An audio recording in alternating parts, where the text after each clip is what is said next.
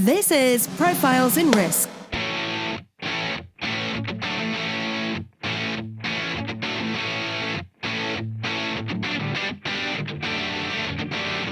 Hosted by Nick Lamparelli.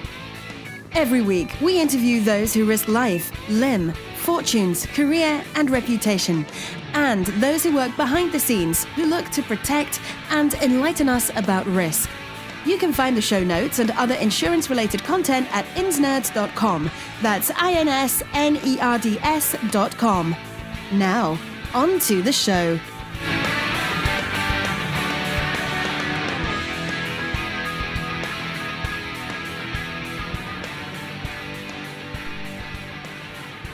Welcome to Profiles in Risk. I am your host, Nick Lamparelli. This morning I am pleased to introduce Trent Cooksley. Trent is the head of open innovation at Markel Corp. He also serves on multiple insurtech and fintech related boards, has deep startup, venture investing, and insurance experience. Trent, welcome to Profiles in Risk. Hey Nick, how are you? Thanks for having me. It's great to have you on. I want to jump right in and talk about the head of open innovation. I haven't heard that title before. Could you explain what the head of open innovation is and does? I can try. Traditionally,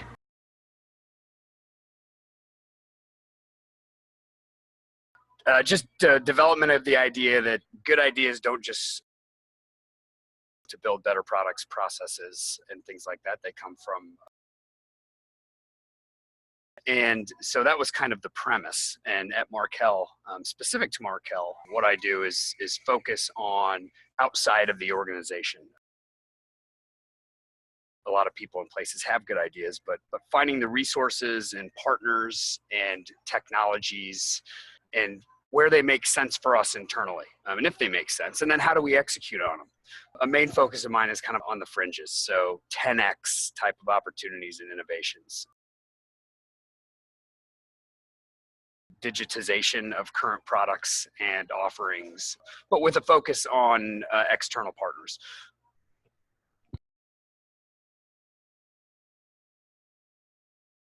That is really difficult to do, and there's got to be like a really big innovative product there. So how do you go about filtering ideas to find that next 10x?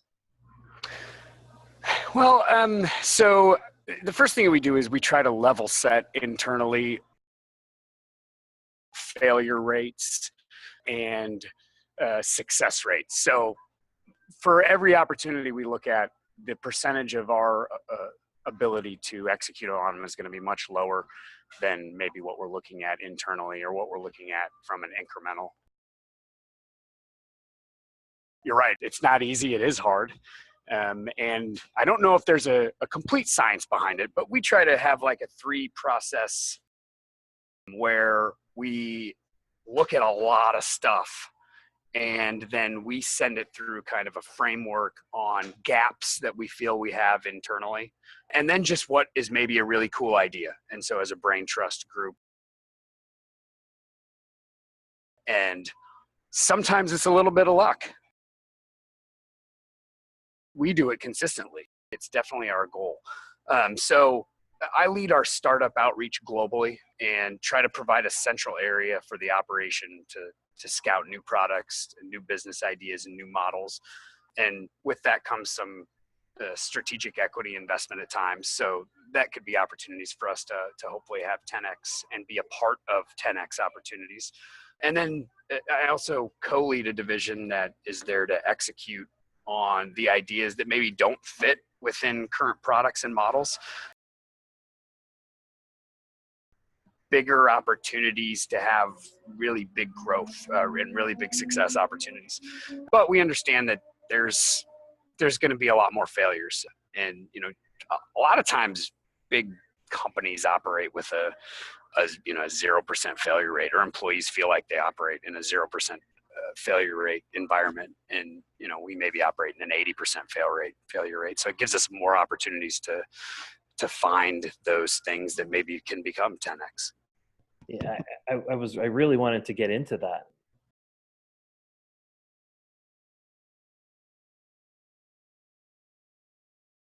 and like you said, that probably is not accustomed to having such a high failure rate for the ideas and the products that they're trying to get to market. So how do you convince executives of a large insurer, if there are other large insurers or executives that are listening to the podcast, how do you get the ball rolling in terms of getting everyone on the same page and getting them to accept that we're going to have a lot more failures than successes?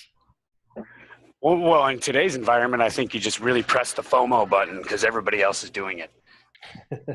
For the audience sake, FOMO is the fear of missing out. Yeah. And so I just say, well, hey, everybody else is doing it. No, I'm kidding.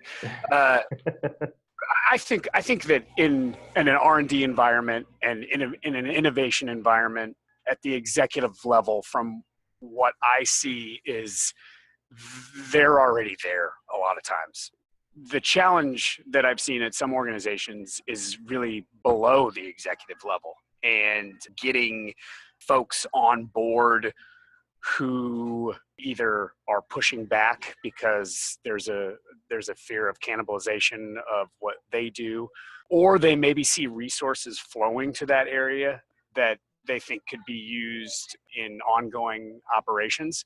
So what we really try to do is with the operational divisions, because that's where the majority of the revenue is coming. And so partnering, finding opportunities that they can utilize, and finding what challenges that they have, and trying to go out and see if we can't solve those challenges in an expense environment that doesn't hit their divisional P&L.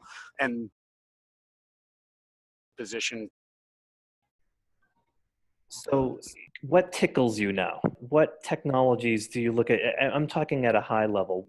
When you peer out into the future, a lot of different touch points with technology into the ecosystem now. Peering out into the future, what do you think will work, and what do you think?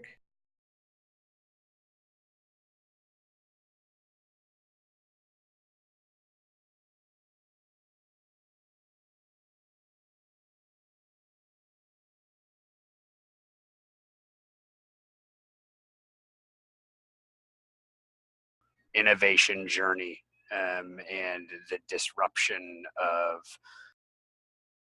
without being too cliche, I'm a blockchain evangelist, but I'm not just a corporate Bitcoin is stupid, but blockchain has merit evangelist. I'm actually believe that Bitcoin has merit as well. Ethereum, token economies, and the corporate structural changes based on those token economies.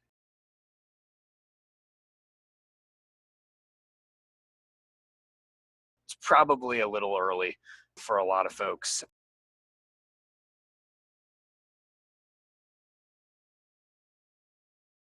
Quality of life, access to capital. I think those opportunities are really big, and I think they're going to have a really big impact.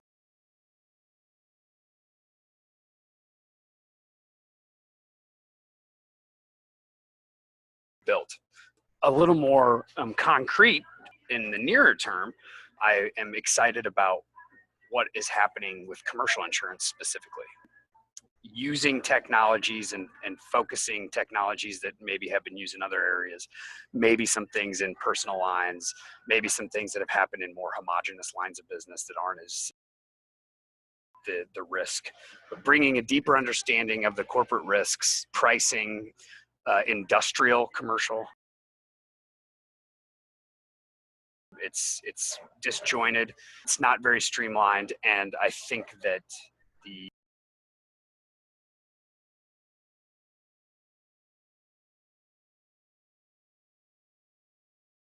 that area, and I've seen specific, even small to big commercial books of business that I think have a lot of opportunity to get better.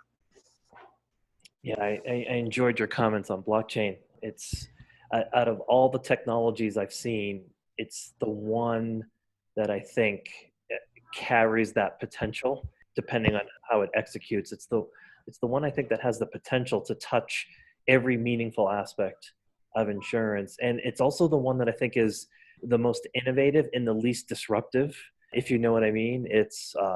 Because it's touching everything, it's going to create efficiency, streamline, but it's not necessarily going to knock like incumbents out of the business. It's just going to make their businesses better, like the internet or email.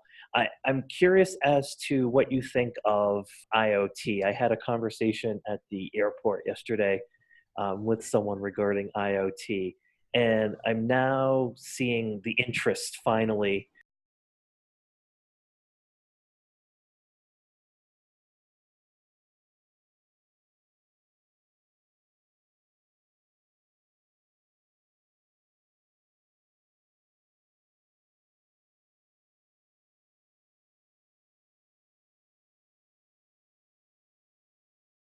Hearing that. But with I'm bullish on IoT, and that kind of gets back to what I was saying around industrial and commercial insurance. I think it's going to have really big, exciting implications.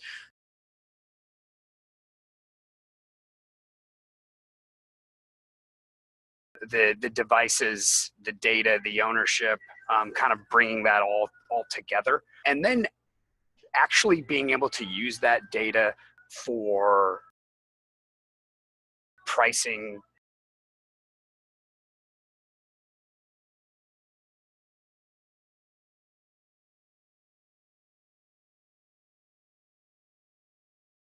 And we've got to get some first to really apply really meaningful pricing differentials to benefit consumers.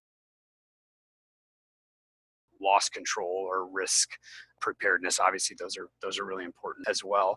But a connectivity of everything. I think the privacy around that is really important. I actually think that those blockchain and IoT together, it could be really powerful when you have the ability to own your own data as well, and it isn't centralized.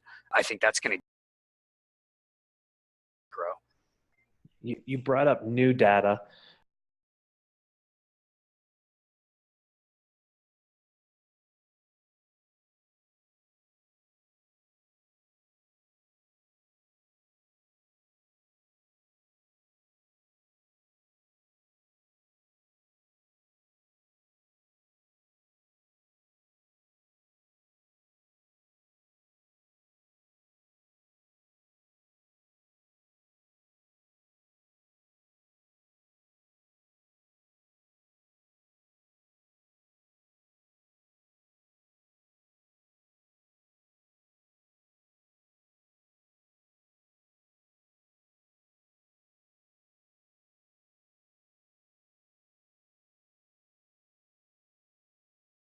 Hope that the execution of the new model works out well. So I think that that's a conflict with the industry itself in their actuarial bent. So, what's your opinion on that? At what point should a carrier that's working on innovation take the live fire, kind of stick their necks out and try to develop experience where none exists? Well, I think carriers should be doing it right now, and you can do it in environments where the risk is low and the loss risk is low, and you can do it in share environments, and you can partner. There's a lot of ways.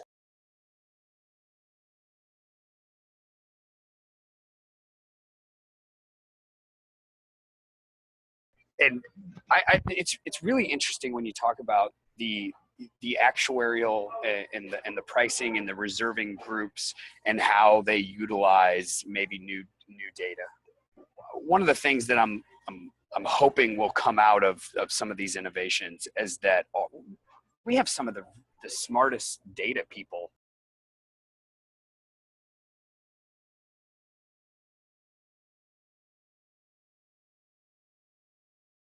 Hard for me to walk into an actuarial department anywhere and not talk to a bunch of smart people and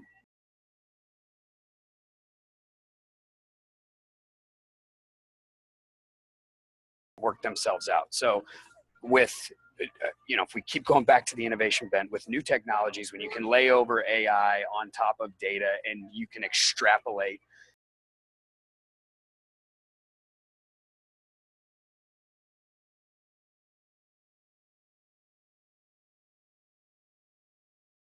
pricing opportunities where you could maybe create a competitive advantage around that. But I think that that's really exciting.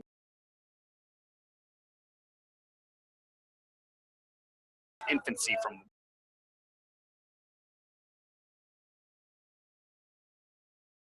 where you can make more accurate real-time decisions rather than we're analyzing last quarter's losses to change prices next quarter. I think there's a big opportunity to really to bend that curve to more speed. You brought up AI, and which is also synonymous with machine learning. I'm hitting on all the buzzwords, Nick. Well, that's the point of the podcast. So now that you've hit on it, let's dig in a little bit, because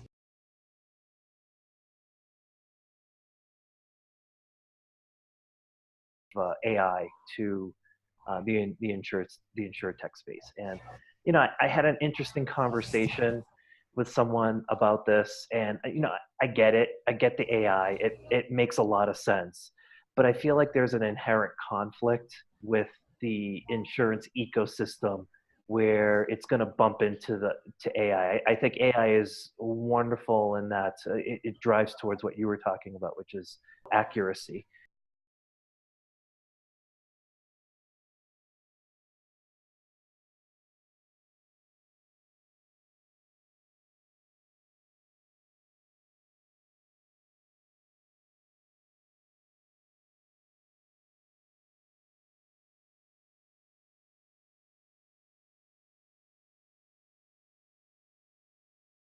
Resegment your book or develop new innovation to create new products.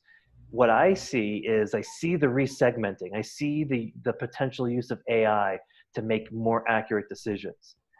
But that leads me to believe that that's just going to trim the book. We're going to be able to pull out the risks that are not as good, not as profitable, making the book smaller. And I feel like there's an inherent conflict in that if the insurers aren't building new products, their book's going to get smaller, and they're not going to want that. So, am I wrong there? Am I looking at the conflict in the wrong light? I wouldn't say that you're wrong, but I wouldn't necessarily anticipate it to be a problem in at least today's environment where there's capital chasing risk. From what I see is there's a lot of competition on a lot of products. And I know you can segment and say not here, or this is hard, this is soft.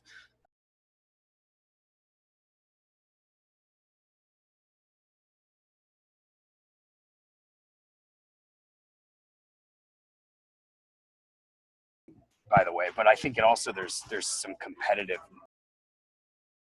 that could be looked at as beneficial to the market in that same scenario. I mean, I think carriers are trimming their books in certain cases all the time today. And I guess I'd say it could be beneficial. Okay.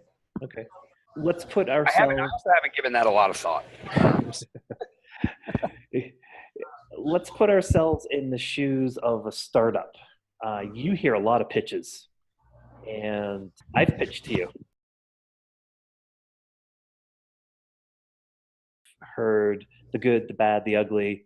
I think a lot of startups have really great ideas, and now it's just a question of not only executing it but getting the insurer or someone in the ecosystem to help them and to kind of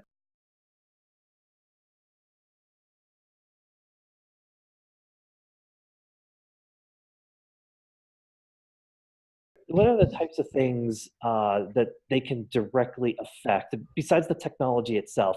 How can they get people like you to take a bite out of the apple? So you're right on how the number of pitches I see. I see hundreds, like a lot of other folks do as well. And I do have kind of my own internal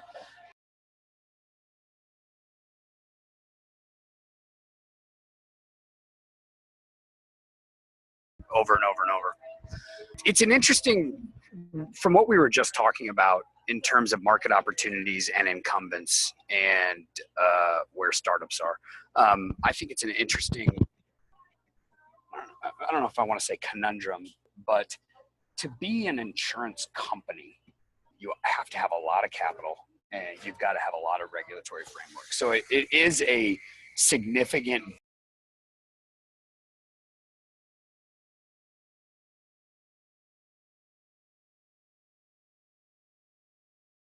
So there's a big opportunity specifically in insurance for partnerships, for capital risk takers, and in technology startup focus. So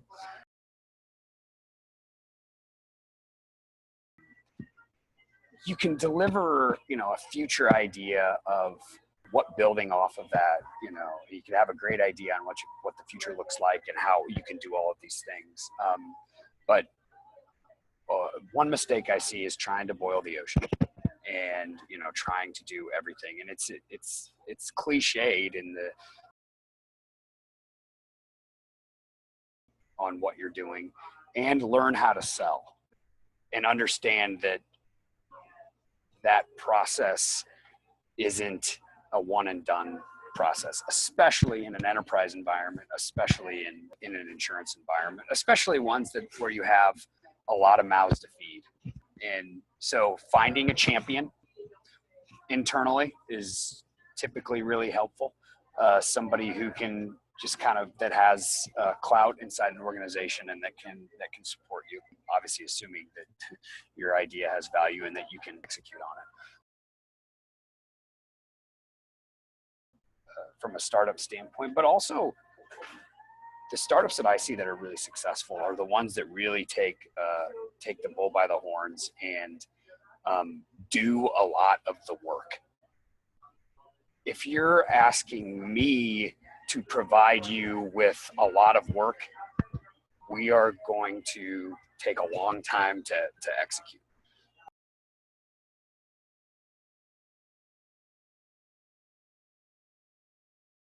So I see success in startups who are just kind of willing to, when they hear a problem that we're talking about, or they hear something that we've said, they go back and they've attempted to craft a solution and bring it back to us.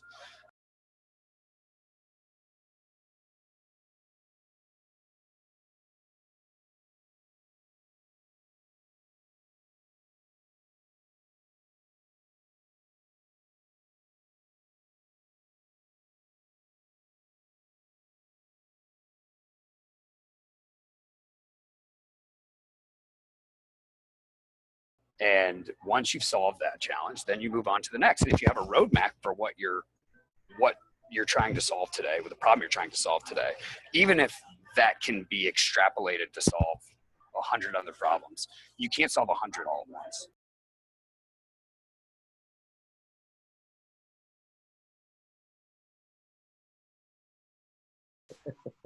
But I have done it successfully and not. So that's where I see the most success coming from. Yeah. Well, I want to reiterate the 2 points that you made, because I think they're important. And from my brief experience, I couldn't agree more. I think it's just critical to, as much as you can take stuff off, whoever you're trying to get capital from, or you're trying to get, paper from, capacity, distribution, whatever, as much as you can take off their plate to make their decision easier. In my experience, that has always worked better than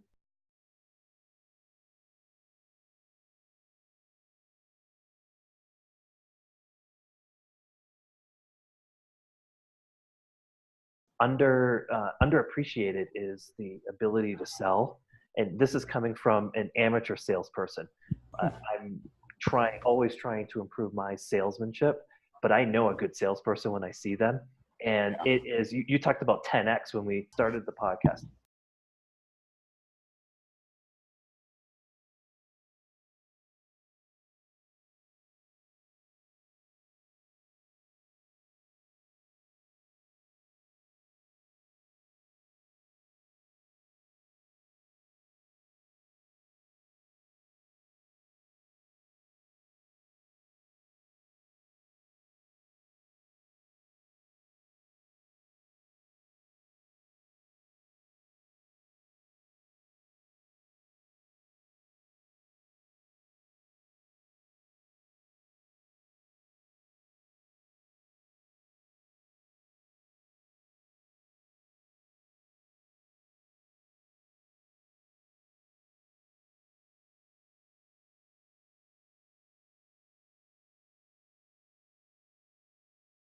100%. What I see, it's either underappreciated or it's really, really good. There's a big gap kind of in between. And, if we're talking about new technologies and all the technologies that are going to take away jobs, I think a good deal maker is one of the last ones that technology is going to take over. So it's also a good career path. That's a great point. Yeah, it's a soft skill that AI is probably many decades away from toppling over. So that's a really good point. It's going to be hard for a robot to have be able to go out and take you out for dinner and a beer and have you enjoy their company. We're a long ways. That's very true. That's very true. You are active in the accelerator world, and I wanted to touch upon that because I have spoken to a lot of other startup founders that debate, should we do this accelerator? Should we do this incubator? Can you spend a second, talk about the difference between an accelerator and an incubator, if there is a difference, and what you see as the advantages, both for yourself as at the corporate level, but also for startups to use an incubator or an accelerator? So they are different. I'm not sure that sometimes the folks who use the names use them maybe in the same way that I would. Accelerators aren't for everybody, and they have different value propositions. Obviously, I support them as a whole because I am active in one. I sit on the board of the Global Insurance Accelerator. And there's a lot right now getting spun up with an insurance as a focus or with a vertical.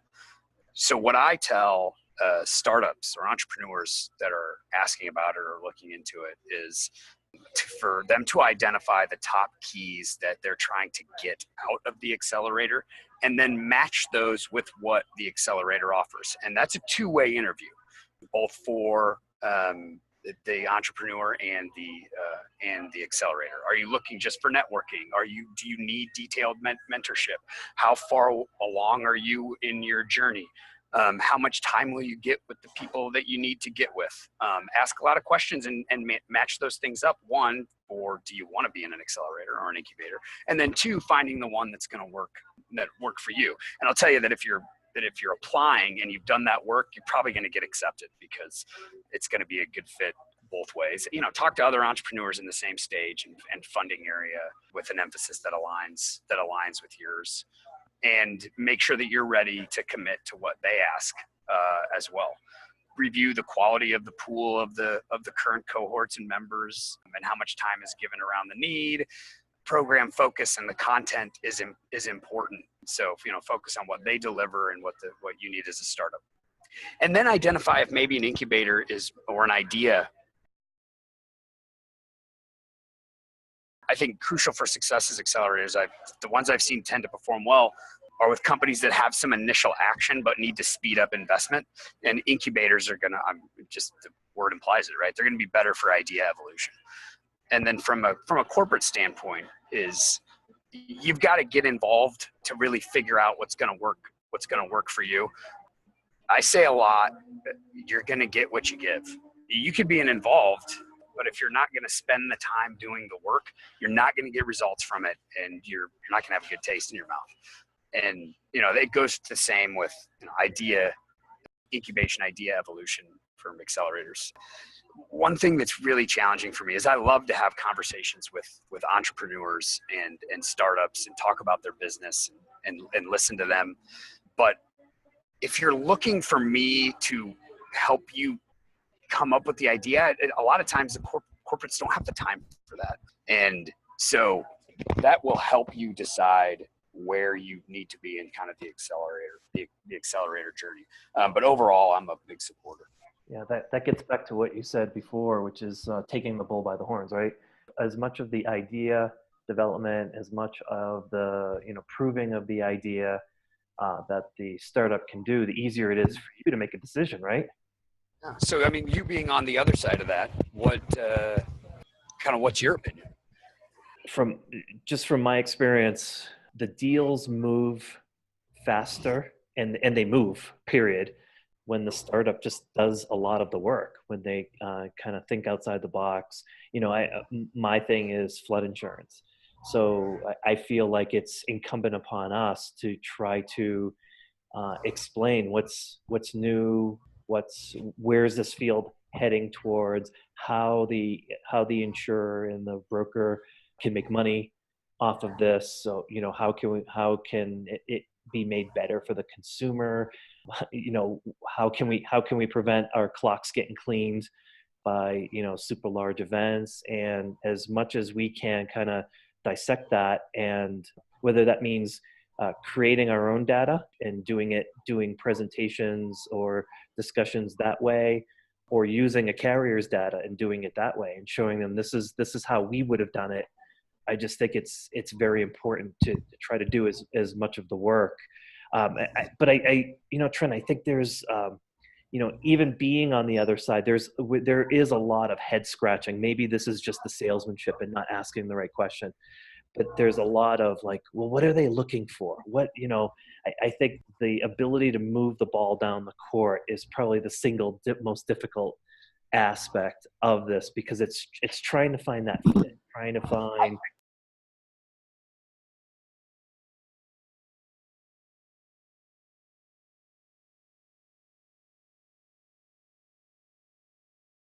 Yeah.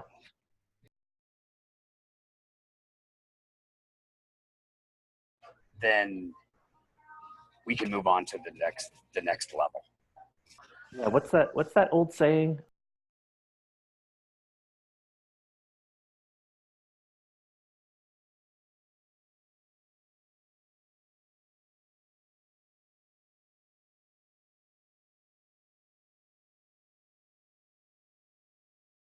A quick no is sometimes better than a long yes. Yeah, exactly. It's a tough thing for a startup to stomach, but you have to ask. And it makes no sense wasting everybody's time if what you need doesn't fit what the other person is willing to offer. And I would never underestimate the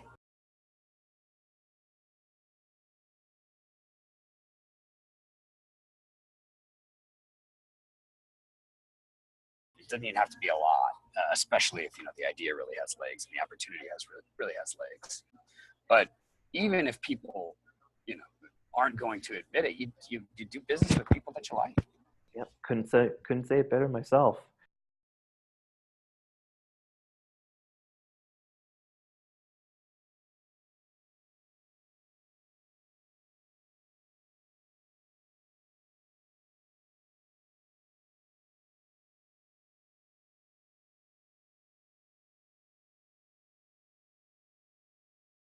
Ooh. I mean, I don't know if I could stack rank those. What I think I could do though is, I think distribution was the lowest hanging fruit, and capital as well.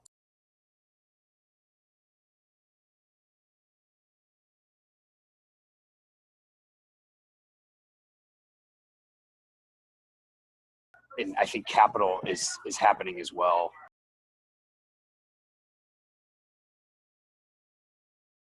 Either risk bearer and customer is maybe shrinking in certain cases, or it's being sparsed and there's more access through technology. And it's happening in underwriting as well. We've already talked about it. So, I think it's going to impact the whole value chain. I think, to your point earlier, underwriters are compensated based on book growth and profitability. And that is a fine line to walk. And it's different depending on different companies' goals, return on equity goals. And it's a really interesting challenge. A better mousetrap. It's how do I execute on that? And then in terms of claims are the biggest customer touch point after the sale for insurance, but they also touch the fewest folks, which is a good thing, right? Nobody wants claims. Contrary to what I hear some people talking about, claims aren't fun no matter what. And so I think that is coming along in terms of how the companies are evaluating to lower their their ULA, for example. But I haven't seen it happen as quickly as I would have liked. So maybe that's a little bit lower on the rung, but I don't think it is going to be impacted any less. Are you saying that we can't make claims delightful? Because I think I've heard a lot of startups trying to pitch that. I appreciate the sentiment, but it's a claim. How is that fun at all? Yep. It's the most important product. I try to stress that. That's the area where you make the difference. Claims suck. I grew up in the work comp world, and I will tell you that on a daily basis, I could walk around our claims area, and we were talking to folks who maybe had lost their livelihood because of a significant workplace injury, where their kids were at risk. How are they going to pay for college? And my claims folks cared a lot about our claimants. So I take it a little bit to offense that. However, there's two things that I don't know if they will ever change, and that's nobody really cares about buying insurance. So let's just be honest about it. And nobody wants to have a claim. And if we can work kind of within those constructs, because I think they're pretty close to as absolute as possible, then we can make the insurance customer relationship delightful.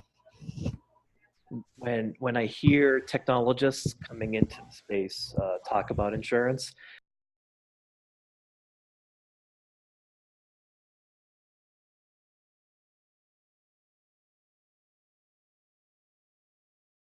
Google point of view, and it's why not? Why can't insurance be disrupted? Why everyone says it's every other industry that was disrupted said their product was different, but you just touched upon why insurance is different. Nobody wants to buy the product, and then when they buy it, nobody really wants to use the product. It's like right there, that makes it completely different. I think the disruption is, I can't quote the author, but I read a piece on comparing insurance to electricity, it's very thought-provoking. I think if you just Google it, you could probably find it. But the idea that it's just kind of there, I think is a comforting, and that you didn't have to do a lot of work to get it. That is a disruptible area for certain. And I think also that if technologists tell you that, I like to ask, well, where do you buy your insurance from? And typically, if they're solving a problem, they're like, well, I had this experience and that's why I'm doing it. And I love that, right? I mean, that makes a lot of sense. But the idea of it just being there, and I do think there's an area to attack. I think expenses are an area that are ripe for vulnerable to disruption across the board. Expenses are not aspirational for incumbents. They're not frivolous. We are very conscious about where we spend our money. But when a disruptor looks at a balance sheet, you have to dig into that expense. There's opportunity there, as well as in the margin.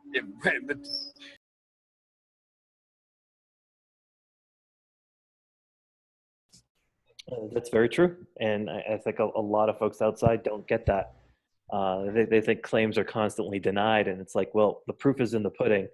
If for every dollar of premium you're paying claims, 90 cents worth of claims, there's almost no room at all to make any money whatsoever. It's probably a money loser. So I think a lot of folks don't understand that. And I'll look up that article on electricity insurance, and we'll put that on the show notes for the listeners.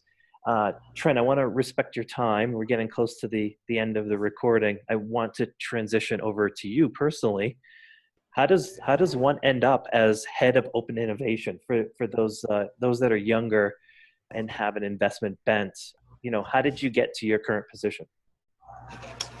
Well, that's a great question, and it's obviously not. It wasn't linear for me.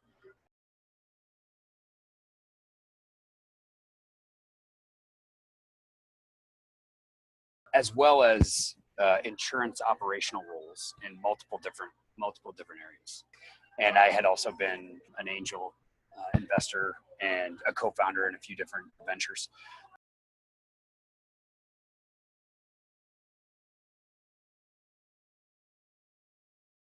On, I'll quote, insurtech type stuff and deals and innovation frameworks and playing around with the idea of disruption.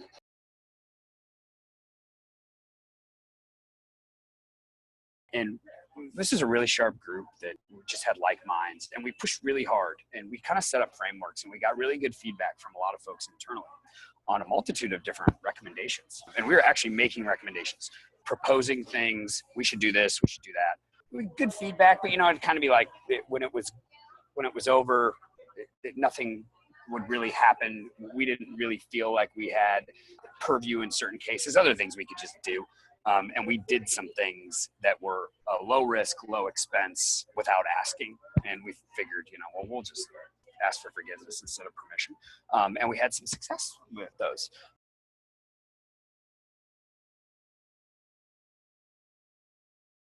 It got brought back up, and we were lucky to have some things on the shelf that we're prepared to do. I mean, like we were in the fringes on some of the things we recommended. But as we really started looking at this as a corporate objective at a higher level, we were lucky to kind of have already done some of that work. And so we kind of fell into, I had kind of taken this role, which was a new position, and in a kind of a new, in a new department, partnering with some new things we were doing in technology and information management. So I would not have a roadmap to tell somebody, here's the steps that you should take to get into a similar.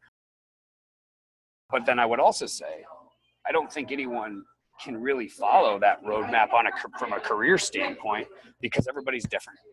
And you got to figure out kind of what works for you. So tips I give to younger folks is figure out what you're good at and pound the hell out of that. And then really dig deep into the depths of the subject that you're involved in. And I think through osmosis a little bit, you're going to naturally find some success, because you're going to have an in-depth knowledge, and you're going to be really good at whatever your innate talents are. I don't spend a lot of time working on things I'm bad at, because I'm bad at so many things.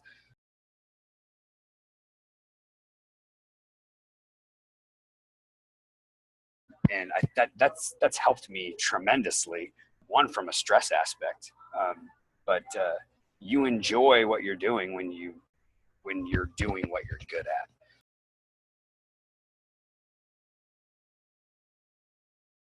So I say figure out what you're good at, and then the work around you will kind of manifest itself. It will kind of just open up for you. You don't really have to plan it. To a degree, right? Yeah, no, that's a great takeaway. I'm going to link to an article I wrote last year on passion, because you touched on it.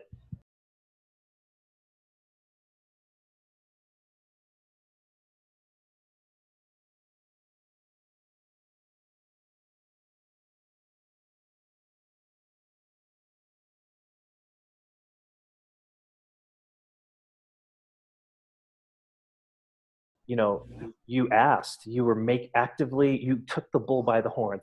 Maybe that should be the title of this podcast. You took the bull by the horns, and you were consistently making recommendations. So you were eagerly sticking your neck out, trying to push the ball down the court as best that you could internally at a big organization. And that it sort of keeps coming up in our conversation. You have to just keep pushing the ball down the court. I think you're exactly right. You have to be okay with failure. When I see people bringing me ideas, and I typically identify those folks as somebody who's going to have some success, even if we're not doing the ideas, right? Or even if I am not sure they're right for us. And I do the same thing with my superiors. Yeah, great takeaway. I'd like to end the podcast with something that's been intriguing or a curiosity for me is just to figure out how to become more productive. You had mentioned you listen to, hundreds of pitches and you're on boards and you're traveling and you're going to accelerators and how do you stay productive? What kind of recommendations do you have or tools or techniques do you use? Um, I don't know if I'm as productive as I could be. I try to minimize multitasking. And I realize how hard that is, and I'm not even great at it. But I try to do that as much as possible. And one thing I am pretty good at is saying no to things. I probably always don't do it in the right way. And sometimes my saying no is kind of a non-response. Really pick on what you're doing and do it. And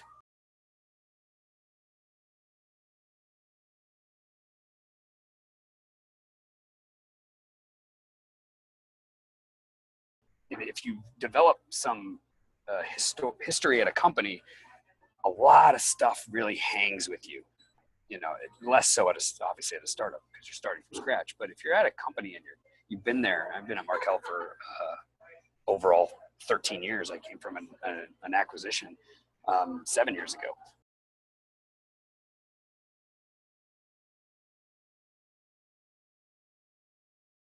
Of course, I delete those and I don't go to them and I ask them not to put me on. But it's surprising to me how many people kind of either can't burn the ships and move on to something else.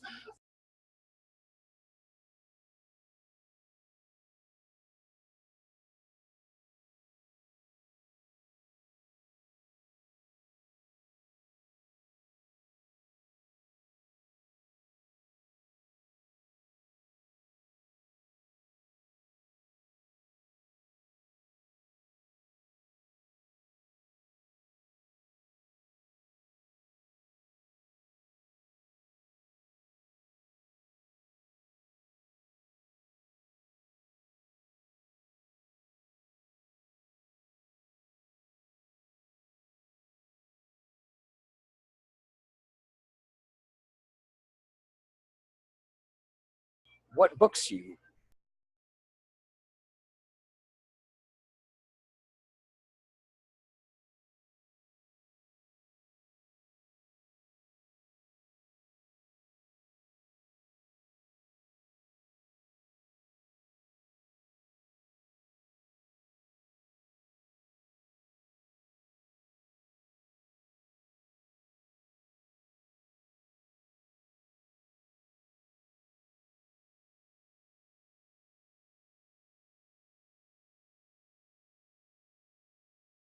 It's got a little bit of a math bent to it because risk is always we're always attempting to quantify it. So that's a huge book. I think the Taleb books, Black Swan and Anti-Fragile, have really changed my thinking of randomness. I view the world more randomly now. You brought up several times, just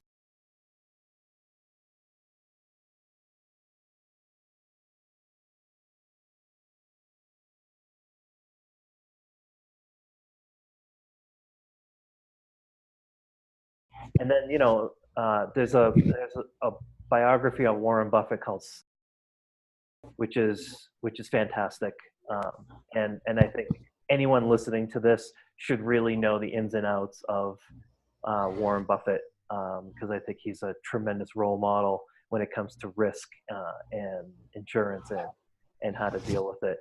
So those are the three books on risk.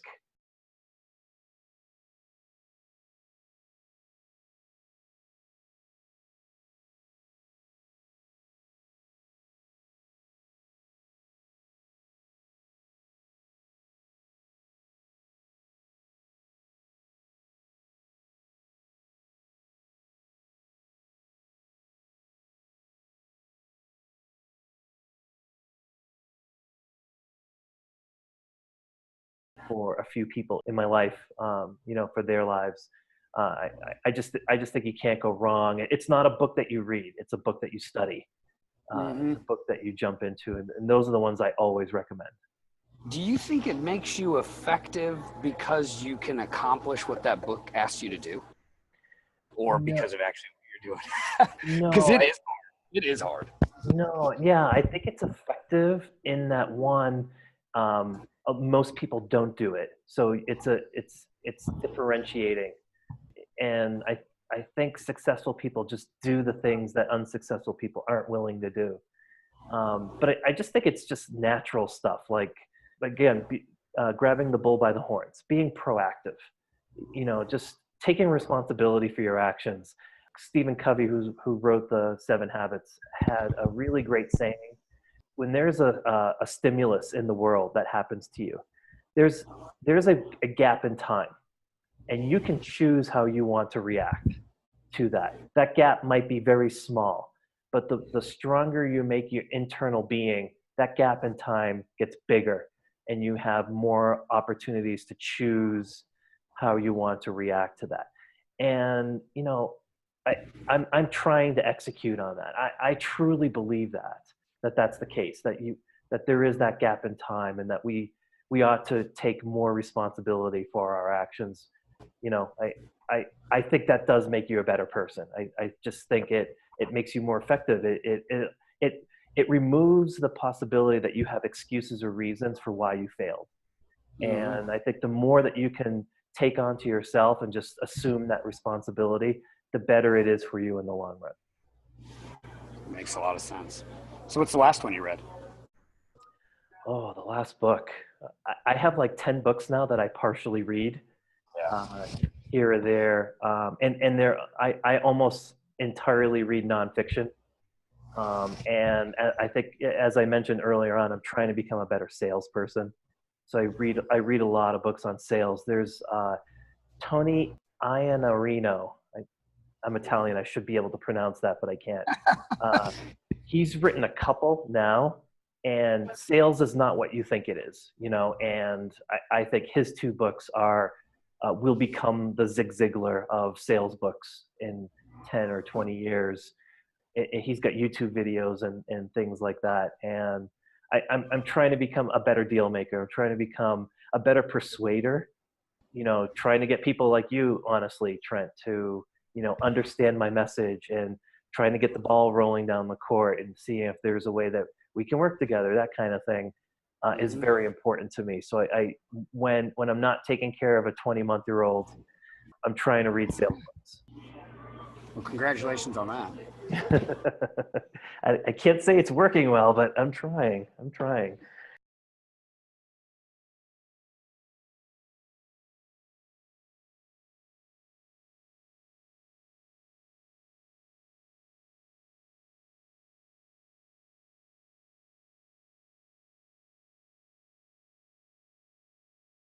Who tend to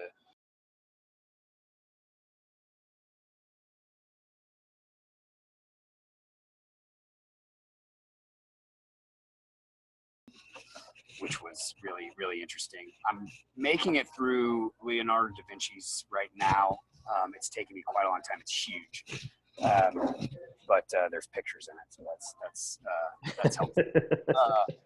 I just finished Principles by Ray Dalio, and that was really good on kind of structure around how he built a pretty unique and successful life.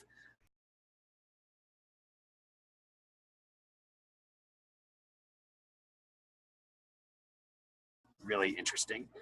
And the Internet of Money, and the Internet of Money 2, which is a collection of talks by Andreas Antonopoulos, who I met last year.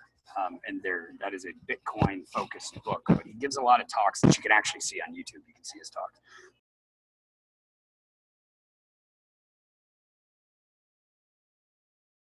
Really interesting to help people understand Bitcoin and blockchain, and they're off the cuff talks. So I kind of appreciate that.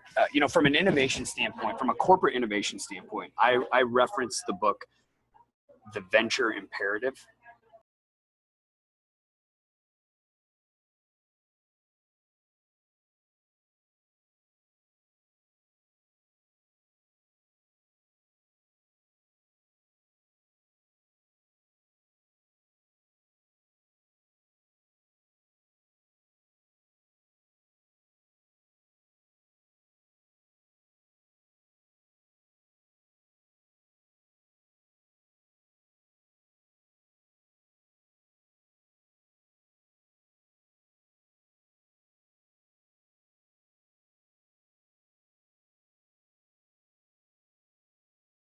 for folks that are listening that are looking to be more effective or successful. You can make the mistakes yourself, or you can learn from others' mistakes. Learning from others' mistakes is a lot cheaper. So biographies are good. Hopefully I missed the big ones, but I still tend to make most of the mistakes myself.